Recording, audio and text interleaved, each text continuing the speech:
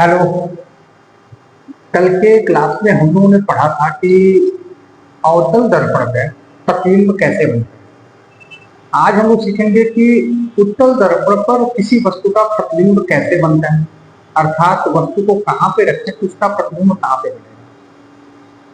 तो इस टॉपिक को शुरू करने से पहले कल के वीडियो में कुछ बच्चों ने मुझे बताया कि सर आखिर जो प्रकाश जब दर्पण से टकराती है तो जो परावर्तित होती है वो किस डायरेक्शन में होती है, ये कैसे कंफर्म होता है।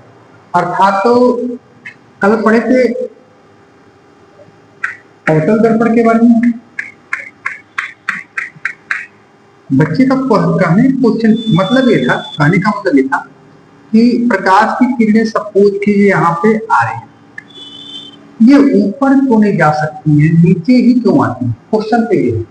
ठीक है, तो उनके लिए थोड़ा सा बस ये बताना चाहूंगा कि इसको समझने से पहले सबसे पहले इसके आरेख को समझना होगा।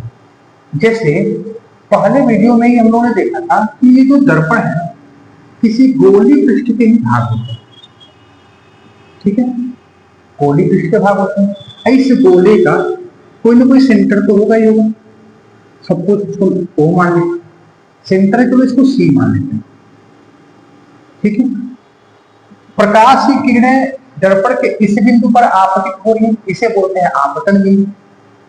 तो गोले के केंद्र और आपतन बिंदु को मिलाते हुए हम रेखा खींच देते हैं, मिलाते एक लाइन खींच देते हैं, जिसे हम लोग कहते हैं अभिलंब कह देते हैं। क्या कहते हैं इसको हम? अभिलंब कहते हैं। और हम लोग इतना तो जरूर पढ़े हैं कि आपतित किरण और अभिलंब के बीच बने कोण को आपतन कोण इंसिडेंट एंगल आई कहते हैं। अब परावर्तन का रूल होता है कि आपतन कोण और परावर्तन कोण आपस में बराबर होता है। अब परावर्तन कोण होता क्या है? अब क्या परावर्तन को बराबर इसको ऊपर भी तो भेज सकते हैं, तो परावर्तन कोण हमेशा लंब के साथ होता है। ठीक है, अतः हम क्या करते हैं कि ऊपर न भेज क्या करते हैं, हम लोग नीचे हो जाते हैं। इसका भी एंगल कितना होता है? इसी एंगल आई के बराबर, तो इसे हम लोग आर। ठीक है, अतः क्या करते हैं जब ऊपर भेजेंगे तो इसका क्या होगा? अभिलंब यहाँ है, इसको दूर तो होतेगा नहीं। तो हम लोग परावर्तन का नियम पढ़े थे कि आपतित किरण और अभिलंब के बीच बने कोण को आपतन कोण कहते हैं, और अभिलंब और परावर्तित किरण के बीच बने कोण को परावर्तन कोण कहते हैं, जो आपस में क्या होते हैं? बराबर होते हैं। ठीक है, यानी कि जो परावर्तन होता है अभिलंब के साथ साथ होता है। ठीक है, अब आते हैं आज के टॉपिक पे, जो है उत्तल दर्पण पर प्रतिबिंब का बनना। उत्तल दर्पण के प्रतिबिंब बनने के सिर्फ दो कंडीशन होते हैं। पहला कंडीशन यह है कि वस्तु को अगर अनंत पे रख दें तब उसका प्रतिबिंब कहां बनेगा? अब वस्तु को अनंत ध्रुव के बीच में कहीं भी स्थापित कर दें तब उसका प्रतिबिंब कहां बनेगा। ठीक है,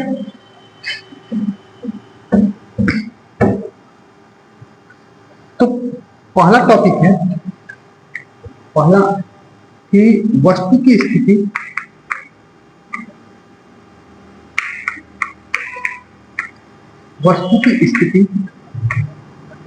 अनंत पर, वस्तु की स्थिति अनंत पर हो। ठीक है, मतलब ये है, पहले आप एक उत्तल दर्पण बनाएंगे। उत्तल दर्पण का पीछे लेप लगाओ। किस चीज का लेप लगाओ तो पहले वीडियो में बता दिया था। इससे एक मुख्य अक्ष खींच लेंगे, ये हो जाता है मुख्य अक्ष, प्रिंसिपल एक्सिस हो जाता है। ठीक है, अब सभी को पता है कि ये भी तो कहेंगे गोले का ही तो भाग हो, इसका सेंटर कहीं पीछे आएगा। ये तो दर्पण का ध्रुव हो गया, सेंटर ध्रुव के बीचों बीच बिंदु को दर्पण का फोकस बिंदु कह देते हैं। यहां तक तो जानकारी सबको है। अब आगे बढ़ते हैं। वस्तु को हम अनंत पे यानी बहुत दूर कहीं स्थापित कर देते हैं। ठीक है, बहुत बड़ा कोई वस्तु अनंत पे स्थित। ठीक है, अब पिछले क्लास में हम लोगों ने सीखा था कि अनंत से जो भी प्रकाश किरणें आपतित होती हैं वो मुख्य अक्ष के समांतर आती है। ठीक है, मुख्य अक्ष के समांतर कह सकें या अपने आप के समांतर आती है, पैरेलल होती है। तो इससे जो भी प्रकाश की किरणें आएंगी, सपोज कीजिएगा मुख्य अक्ष की पैरेलल ही आ रही है,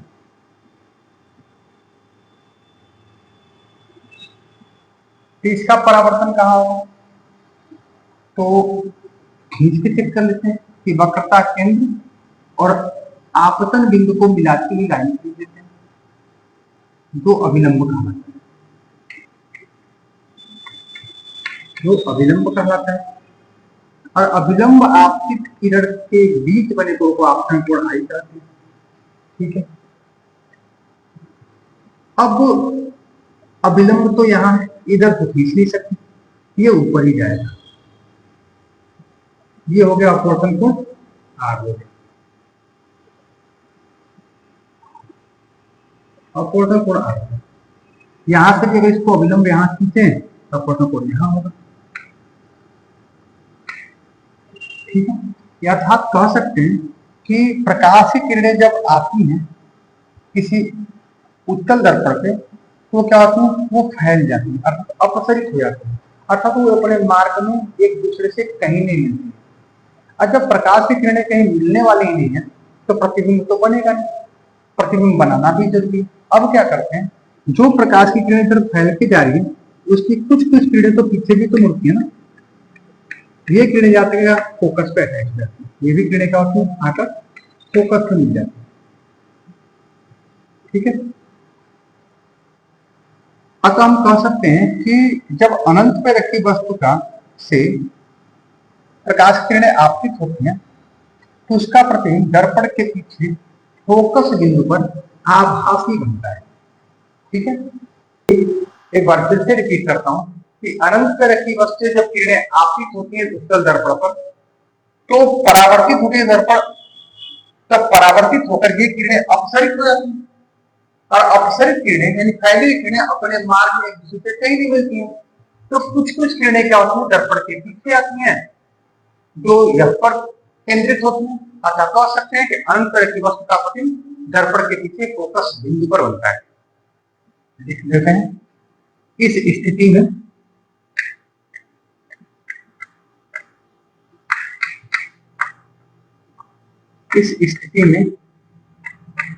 वस्तु का प्रतिबिंब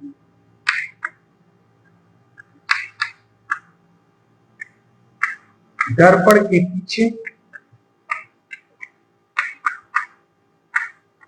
दर्पण के पीछे कोई भी प्रतिबिंब बनता है सब होता आभासी होता है, आभासी, दर्पण के पीछे आभासी, वो फोकस बिंदु पर बनता है।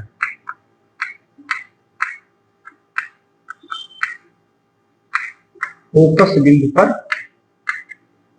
बनता है। ठीक है, अब आते हैं अवतल दर्पण पर प्रतिबिंब का बनना का दूसरे कंडीशन। इस कंडीशन में क्या होता है कि वस्तु को अनंत और दर्पण के ध्रुव के बीच में कहीं भी स्थापित कर रहे हैं तब उसका प्रतिबिंब कहां बनेगा। ठीक है, पर इसका ग्राफ ड्रा करते हैं। कंडीशन 2 है कि वस्तु की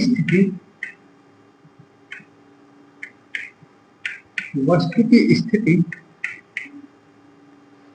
अनंत व ध्रुव के बीच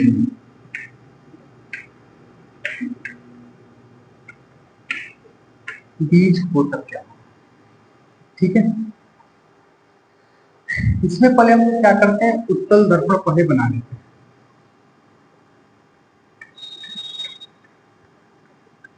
उत्तल दर्पण बनेगा और इसका एक मुख्य अक्ष खींच लेते हैं। ठीक है, ये हो गया मुख्य अक्ष।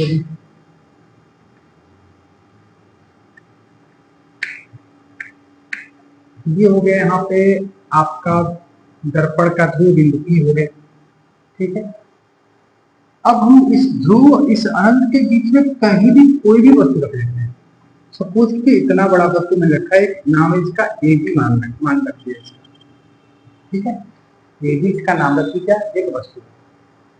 अब इससे प्रकाश की किरणें निकलेंगी, क्योंकि वस्तु का डिफिनेशन हम लोग पढ़ चुके हैं कि जहां से प्रकाश की किरणें निकलती हैं उत्सर्जित होती वो वस्तु कहलाता है, और ये किरणें जाकर जहां पर भी मिलती है वो प्रतिबिंब का निर्माण होता है वहां पे। ठीक है, तो यहाँ से किरणें निकालने का सबसे पहला मेथड क्या होता है कि पहली किरणों को क्या करते हैं, मुख्य से समांतर भेजते हैं।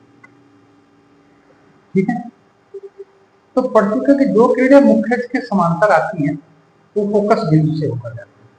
ठीक है, तो ये फोकस बिंदु से होकर जाएगी, सही बात है, उसका फोकस बिंदु तो दर्पण के पीछे होता है।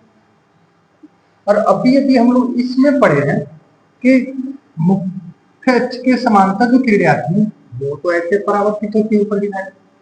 ठीक है, यहाँ भी क्या होता है, इसका परावर्तन ऊपर साइड में होता है।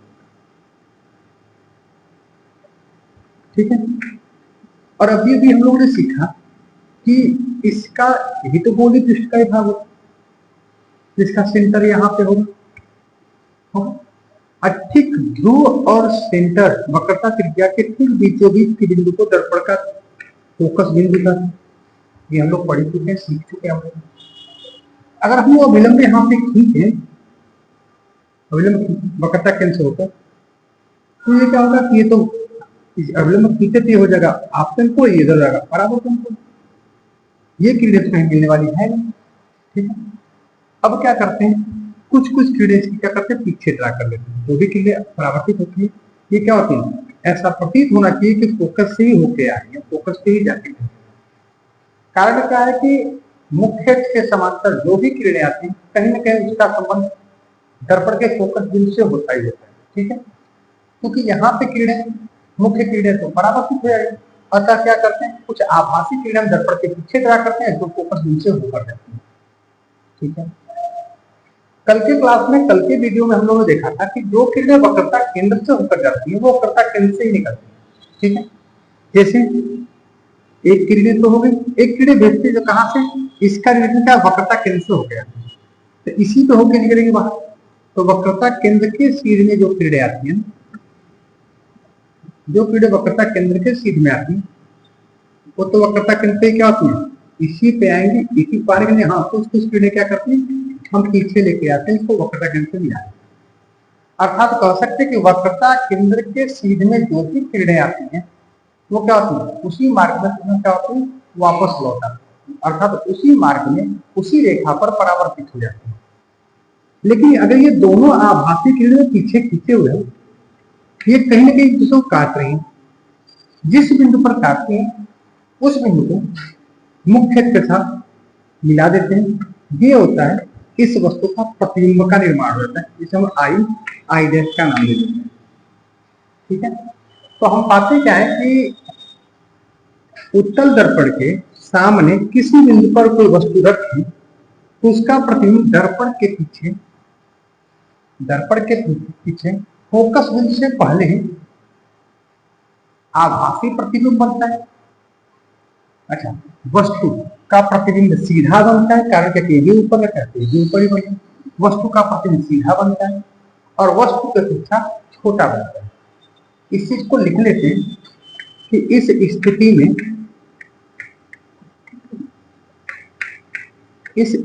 में वस्तु का प्रतिबिंब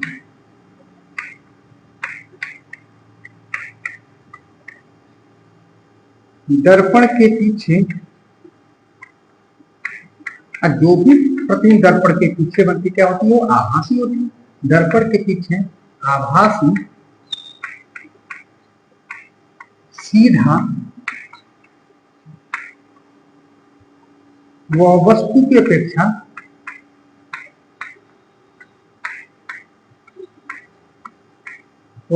अपेक्षा छोटा बनता है।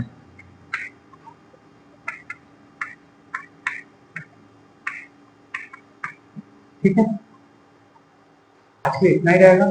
कल हम लोग फिर मिलेंगे। उत्तल दर्पण या अवतल दर्पण की जो फोकस दूरी ज्ञात करने का जो फार्मूला होता है, अर्थात फोकस दूरी, प्रतिबिंब की दूरी और वस्तु की दूरी में जो संबंध होता है उसको हम लोग प्रूव करने वाले हैं। ठीक है, तो कल का क्लास बड़ा इंपॉर्टेंट होने वाला है। सही बच्चे शाम को 5:30 बजे चैनल पे जरूर आएंगे और उसको देखेंगे, है ना। आज के इतना ही।